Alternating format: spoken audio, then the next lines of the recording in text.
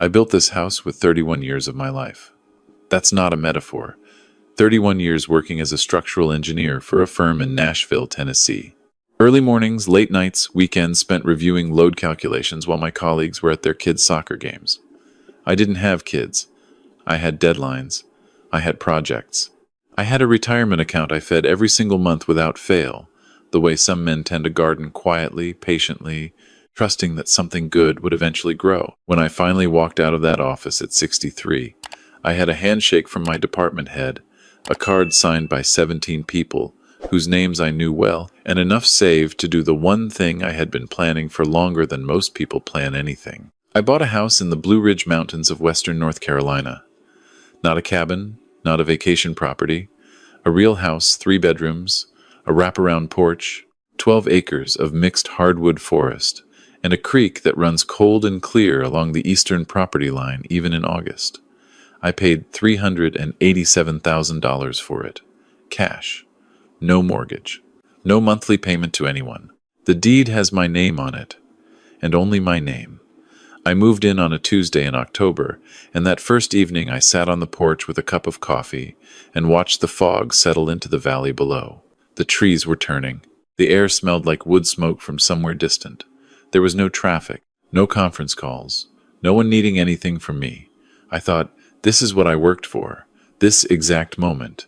I should have known it wouldn't stay quiet. My sister's name is Patricia. She is 4 years younger than me, lives in Charlotte, and has spent most of her adult life operating on the assumption that whatever I have is, in some loosely defined way, also available to her. Not out of malice, I don't think. It's just how she's always been. When our mother passed and left me her china cabinet, Patricia was in my driveway within the week to ask if I really needed it. When I got a bonus at work 15 years ago, she called to ask if I might want to invest in her husband's landscaping expansion. I always said no. She always acted surprised. Patricia has a son. His name is Derek, and he is 34 years old. Derek is the kind of young man who has, in the years since college, launched 4 businesses. None of them survived long enough to require an accountant. There was the food truck, the app that was going to disrupt something or other, the dropshipping venture, and most recently, something involving cryptocurrency that I never fully understood and wisely never asked to have explained a second time. Derek is charming in the way that some people mistake for competent. He has good teeth and an easy laugh and the ability to make you feel, while he's talking to you, like his idea is actually your idea. I've watched him do it to other people for years. I told myself I was immune. I was not immune. About 4 months after I moved into the North Carolina house, Derek called me. Just to catch up, he said. How was I settling in? Was the mountain air treating me well? Had I found a good hardware store in town yet, because knowing the right hardware store was essential in a rural area? We talked for 20 minutes about nothing in particular. It was pleasant.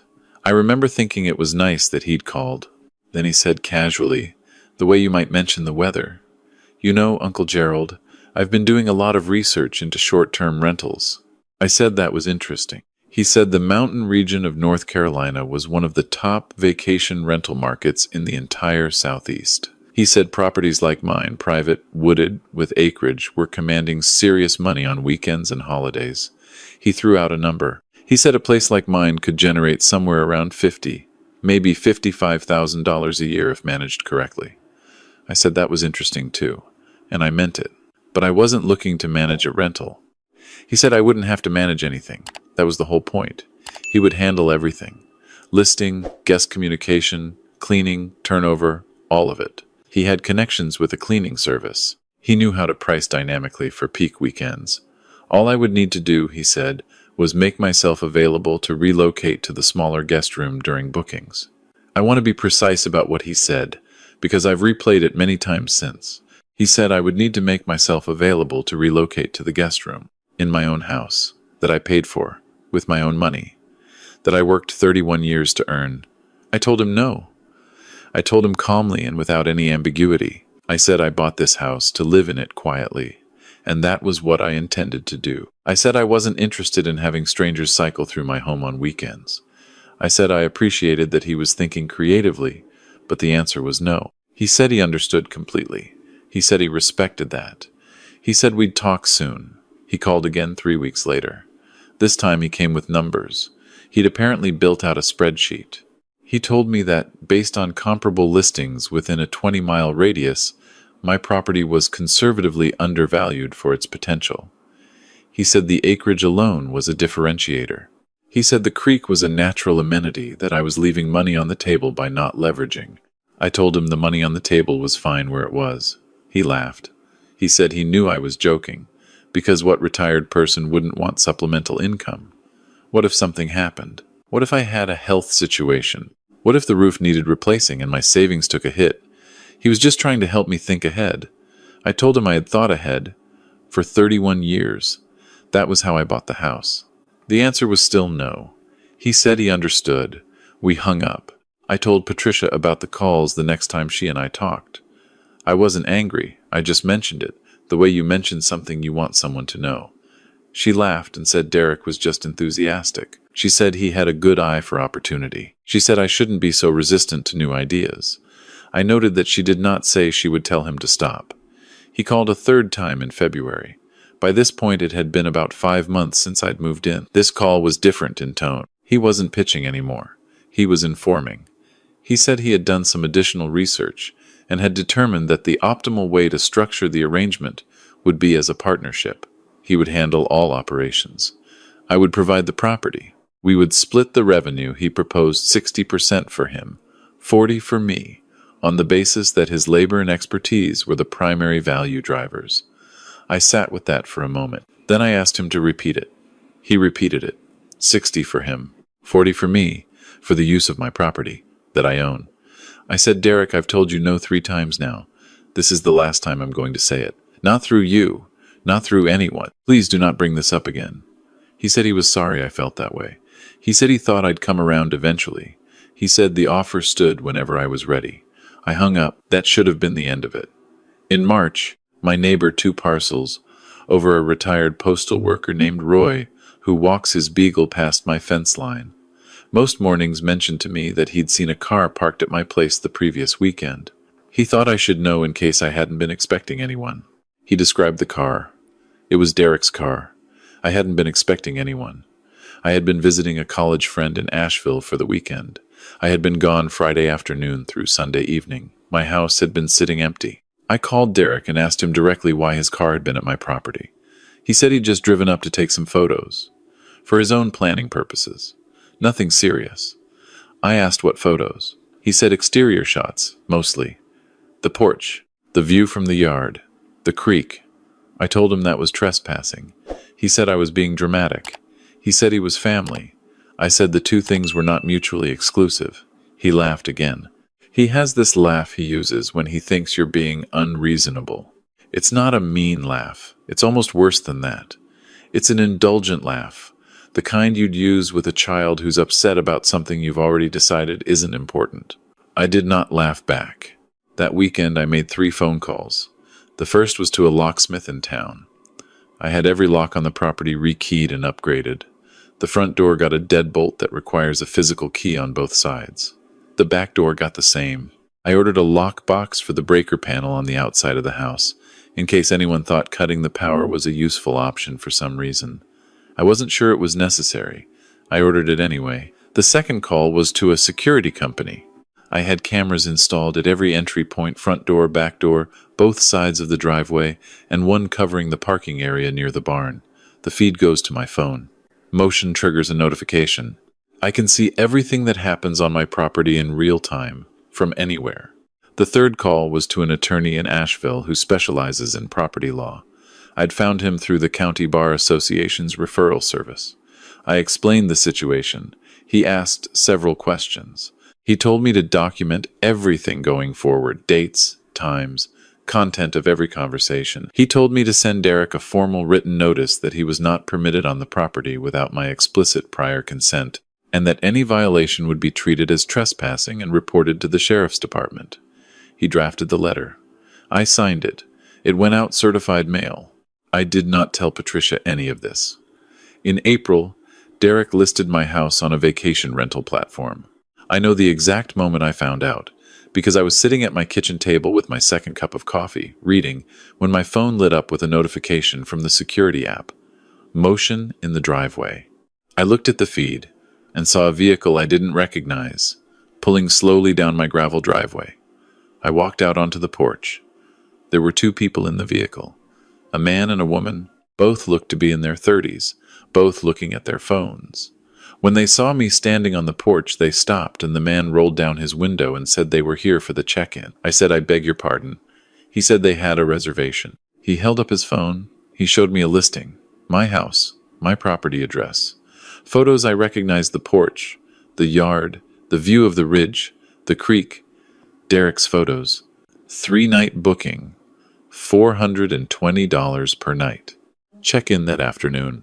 I told the couple very calmly that there had been a serious error and that they had not made a reservation with me because I had never listed this property, and that I was very sorry for the inconvenience, but they would not be able to stay here. I told them to contact the platform for a full refund and to tell the platform that the listing was fraudulent. They were confused and upset, which was entirely reasonable. I stood on my porch and watched them back out and leave. Then I called my attorney. He was not surprised. He said this was what he had been concerned about. He said we had good documentation. He said to sit tight and let him work. What happened over the following 6 weeks is something I will try to explain clearly, because some of it is complicated, but all of it matters. First, the platform. My attorney contacted them directly with documentation proving I was the sole owner of the property and had never authorized any listing.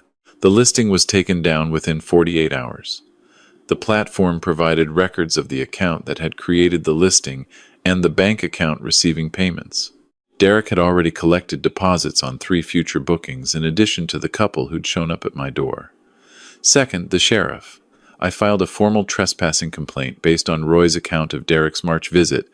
My own security camera footage. From that day, the cameras had captured Derek on my property on 2 separate occasions I hadn't even known about, and the fraudulent listing. The deputy who took my statement was thorough and professional. He said he'd been seeing more of this kind of situation lately. He did not seem surprised either. Third, the civil matter. My attorney filed for an emergency injunction preventing Derek from representing himself as having any authority over my property in any commercial or personal capacity. This was granted. Quickly, in fact. And fourth, the Internal Revenue Service, which I mention only because my attorney brought it to my attention that Derek had apparently been collecting deposits and payments on a property he did not own without reporting this income, and that this was not simply a civil problem. I did not pursue that last matter myself. Some things have a way of catching up to people on their own schedule. Derek called me after the injunction was served. This was not the charming, easy phone call of someone who thought he might bring me around. His voice was different this time, tight. He said I had overreacted. He said he had been trying to help me. He said I had embarrassed him and caused him real financial damage, and that he didn't understand why I had gone to these extremes when we were family. I let him finish. Then I said, "I told you no. I told you clearly, multiple times, starting with the first phone call, continuing through the second and the third, and the conversation about trespassing. I sent you a certified letter. You signed for it. You listed my house on a commercial platform without my knowledge or consent while I was away. You photographed my property without permission. You collected money from strangers for the use of a house that is not yours. You had every opportunity to stop, and you did not. So I stopped you." He said he thought I would eventually agree. I said that hope was not authorization. He hung up. Patricia called me that evening. She did not sound like someone calling to check on her brother. She sounded like a woman who had just spent an hour on the phone with her son and was now calling me on his behalf. She told me Derek was devastated. She told me that what I had done was excessive. She told me that family was supposed to help each other, not lawyer up and file police reports, and that I had humiliated her son over a business idea. I asked her if she had told Derek to stop when I told her about the calls in January. She was quiet for a moment. I said, "I told him no in October. I told him no in November. I told him no in February. I told you in January that he was pushing this, and you told me he just had a good eye for opportunity. I sent him a certified letter telling him he was not permitted on my property. He came onto my property anyway. He photographed it anyway. He listed it anyway. He took money for it. I did not make this complicated. He made it complicated, and you had a chance to make it stop, and you chose not to. She said I could have handled it differently. I said I had handled it 8 times before I called an attorney. I asked her how many times she thought I should have said no before it counted. She didn't have an answer for that.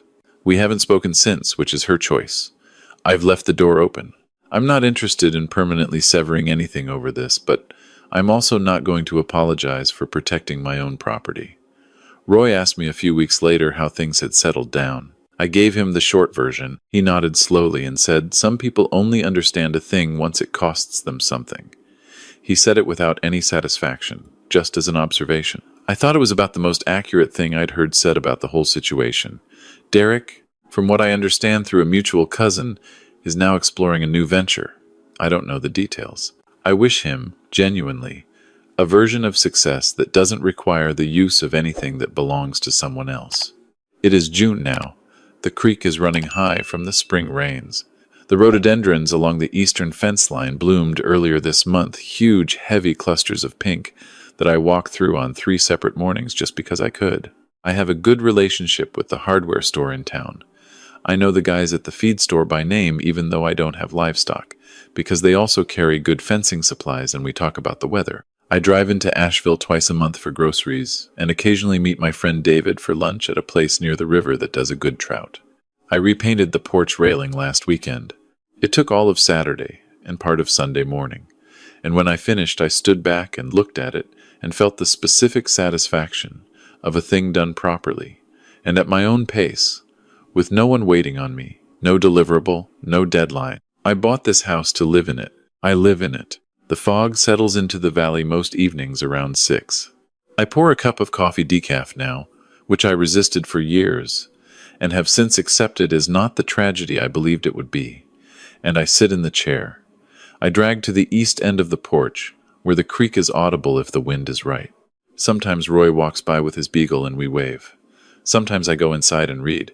Sometimes I just sit there while the light changes and the ridgeline goes from gold to gray to the particular dark blue that mountains turn just before full dark. I worked 31 years for this porch, and this light, and this silence. Nobody is taking any of it. Not a nephew with a spreadsheet and an unreasonable laugh. Not a sister who confused family loyalty with refusing to say a clear word to her son when it would have mattered. Not anyone. I built a fence once, professionally, around something worth protecting. I always said the most important part of any structure wasn't the materials. It was the decision, made early, to build it right. I still believe that.